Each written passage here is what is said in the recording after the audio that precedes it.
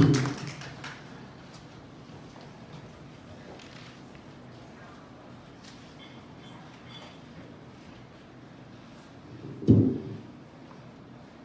words don't fit in my brain. Language feels like sandpaper skin.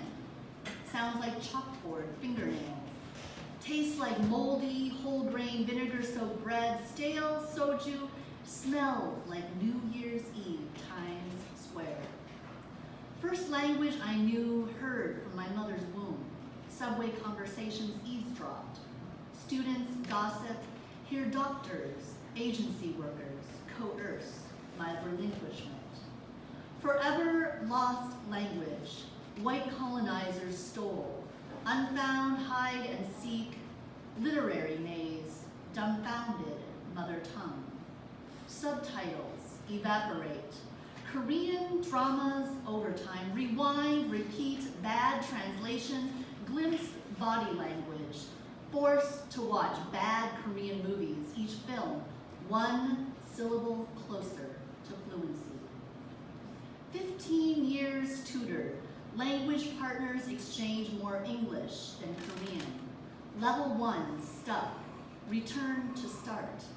My body tries to speak words my brain cannot. Language snatched, choked from my life. Lost luggage left at Kimpo Airport. The words don't fit in my brain. Like A4 paper won't fit in letter-sized folders. My life lost in translation. Twisted tongue trips over a Korean alphabet. The words don't fit in my brain, but they fit in my heart. So years ago, I grew up in Minnesota, and years ago I heard the multidisciplinary artist from Detroit, Jessica Caremore, read from her book, The Words Don't Fit in My Mouth, and that's kind of what inspired at least the title of that poem. So this is my first time to Sausalito because I just moved up here from Long Beach to start a new job in August, and I grew up in Minnesota, spent 5 years in SoCal, and people ask me like, well, do you miss it? And it's like, well, the Bay is awesome, so. and I love a reading where there's a theme that then the coordinator says, and you can interpret that in any way you want. So it just makes it so easy. So this next piece is called, it's taken from Scott Cohen, who is not a novelist, he's not a poet. His passage, Popular Turf Varieties, which is literally about buying sod and grass and so on. And the workshop was to take words in that passage and write a poem of any type. And so this is called Consider. When choosing the best variety of children, first, select one that will best suit the needs of your whole family, that will thrive in your local environment. The most important factor to consider in selecting is the ability of the children to survive, the intended use from adults. Is there adequate sunlight to support? Space that favors intolerant varieties of children. Consider your choices, conditions, to plant children installed for an instant family. And again, that's after Scott Cohen, Popular Turf Varieties, not a novelist, not a writer, a turf seller. So my book, Not My White Savior, came out about a year ago, and the theme is adoption. I was adopted from Korea, and when I was in kindergarten, I rarely missed school. One time when I wanted to just stay home from school just because I didn't want to go to school, my mom said, go ahead, stay home, you need to write your own excuse note to your teacher. So I did, and that was the only time that ever happened. But I remember another time when I missed school, and she said, I'd get all dressed up. We went to the courthouse with a friend of the family. We went out for lunch afterwards, and that was the day that I became a U.S. citizen.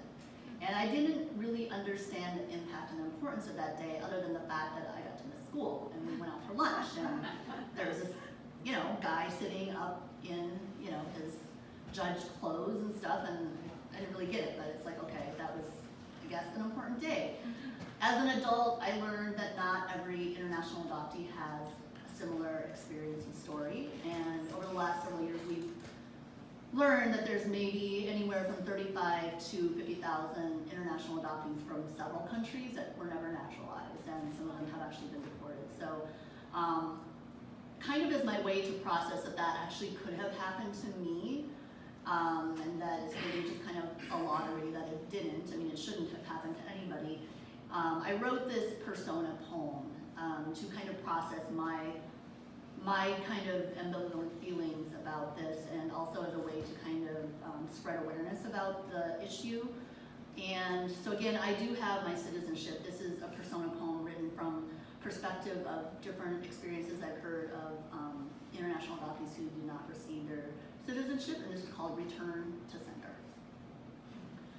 Korea exported me to America before I could speak my name. Minnesota, land of 10,000 lakes, better life, education. Forever family bruises denied me U.S. citizenship. Homeless, absent high school degree. Starvation shoplifts, military time served, America's promised prison land. Deported back to Korea, Incheon airport lobby, solitary confinement persists. No welcome sign, not even a 환영합니다. Family reunions surround me, mother's bouquet embraces graduated daughter. No arms encircle my ghost body. Korean streets handcuff my life sentence, birthland homesickness, leftover kimchi barely sustains. Midnight Han River bridges protect my frozen soul. Brain resists foreign language. Dulo fail, throat chokes syllables. Language is life. Domal, let me survive my lifeless sentence. And the last poem that I'll be reading, so one of the things my publisher said when they first read the manuscript, when we were talking about the contract, I said, we like all the anger in the book. So there's plenty of anger and trauma. Sometimes people cry at my readings. Different things like that happen. So I wanted to also provide some other perspectives too. And so I think speculative writing and speculative poetry really is able to do that for us. And somebody asked me in a workshop, you know, if you could have a superpower, what would that be? And I said teleporting, because then you wouldn't have to deal with airport security, there would be no bridges, no tolls, you know, no traffic. So this is called Teleporting Babies. Imagine a world where Korean babies could teleport.